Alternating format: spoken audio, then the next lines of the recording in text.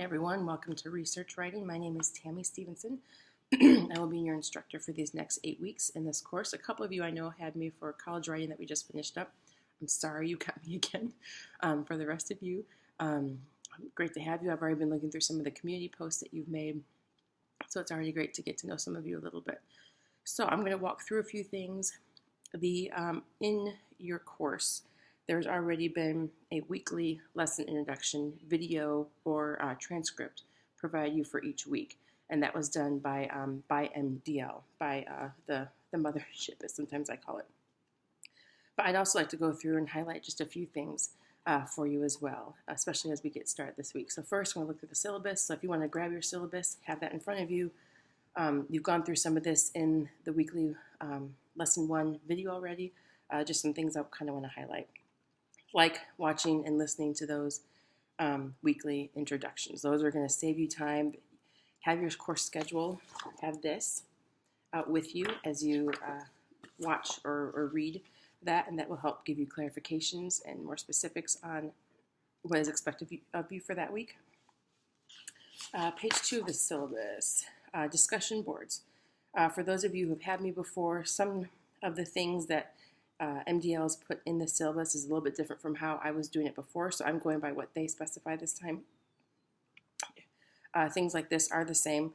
Your discussion board posting needs to be done by Friday at 11:59, and that's Central Time, Chicago time. And then you need to respond again by Monday. And what is different from the way I used to do is MDL now is saying if you're late in your discussion board postings, if you're late on your Friday posting, it's not accepted.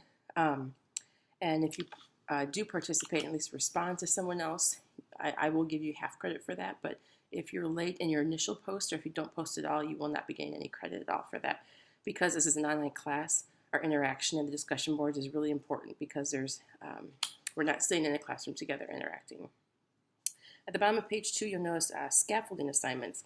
The way that research writing is set up is you do a little bit each week, but every week what you're doing is preparing and adding to and making your final product, your research paper. So when you're doing an assignment, you're not just doing busy work. That's going to be part of your paper. Like for this week, doing the title page and your research proposal and developing your thesis. That's all going to be included in your final paper. And then what you do is, as you go along, you may get into week 3 and start working on your outline and realize I need to tweak my thesis. I'm not finding the sources I need to prove what I want to prove with my thesis. Then you can go back and you can tweak your thesis.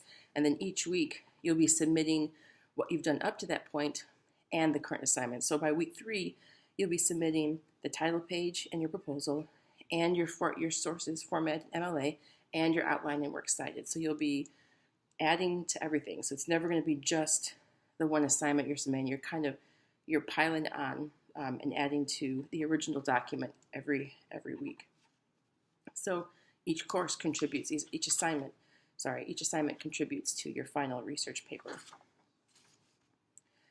Let's see, what else do we have that's important to reiterate? Page 4, late work policy. I have my own late work policy, but it wasn't specified, I believe, in some of the other courses I've taught, but so we're going to go again by what is in the syllabus for late work. If it's not submitted by 11:59 on Monday, it gets a 5% reduction of points per day. And if it's a week past due, there is no credit given for it. If there's something that prevents you from getting your work on time, like something beyond your control, like last week, my husband and I actually had someone in our close circle of friends die from cancer. So I emailed my students. That was beyond my control, so it's taking me longer to grade some of their work. A student in a previous class had their pastor die. Big things like that are beyond your control, that there's no way to prepare for. Those are things that you and I can talk about if they come up. And let's see, extra credit. I used to be able to give extra credit, but MDL has changed its policy, and so there is no extra credit allowed. So don't bank on not doing so well on something and being able to do something else to bump up your grade. This also, page 5 goes through the value of your work. The research paper is 40% of your grade, but look at the discussion board and activities and things like that. That's 30% of your grade. So 70% of your grade is the paper and your discussion board and activities. That's a huge chunk of your grade. So be on with your discussion board stuff.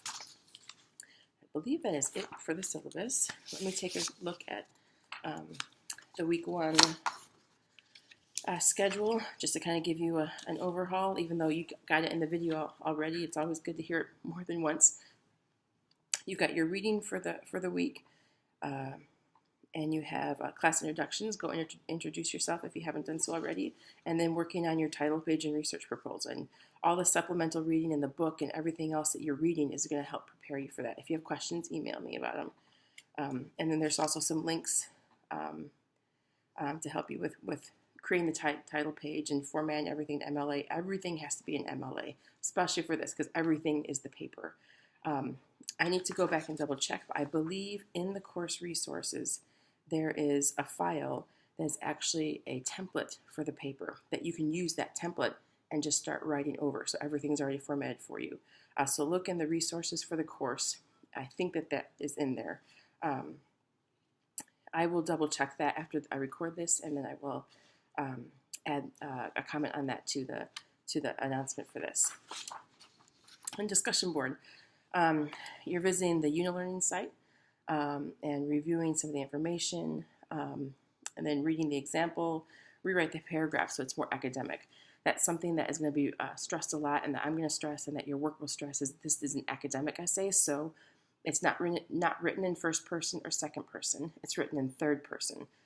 I'll include a link in this announcement to show you what the difference between those is. For the OWL Purdue website has a lot of great examples of things like that, and the difference between first, second, and third person. First person is words like I, me, we. Second person, you, your. And then third person is he, she, they. It's more removed. For this type of a research paper, you need to be more removed from it. When you're using a personal example to support a point, you can write in the first person, I or me. Everything else has to be written in third person. So no you, your, we, no words like that. It's first person for just a few examples and everything else in third. And that makes it more academic. That removes you and your emotions from it, because in this paper you want to convey something. You want to prove your thesis. But if all the reader sees is you and your thoughts and your opinions and I and me, they will discredit it. The facts and the data that you will provide will speak a lot louder than you saying something. So keep yourself out of it as much as possible. So that's kind of what this is. Rewrite the paragraph so it's more academic. See, in this paragraph even, words like you and I are in here. So we need to work those out as you rewrite that. I believe that is it for week 1. I'll be doing a video like this every single week, posting just nuances or things I've noticed in teaching this course in the past that maybe aren't in the syllabus or the schedule. As you can always email me at tammy.stevenson@moody.edu. I am available by phone, but I just need to email with you to be able to set that up, just because I have young kids, and I want to give you my full attention instead of having a 3.5-year-old running around screaming my name. So I'm happy to talk with you on the phone or Skype, FaceTime, or email back and forth for any and all questions that you have. I'm looking forward to this course. It's really good and encouraging and fun to see the progress of papers, and even how some people start on one thing and they have their thesis and their idea and their topic all set, and as they work through it, they tweak it, they adjust it, they make it stronger, they make it better, and it turns out to be a really, really solid research paper. So I look forward to these next 8 weeks with you, and until next week, I'll see you later.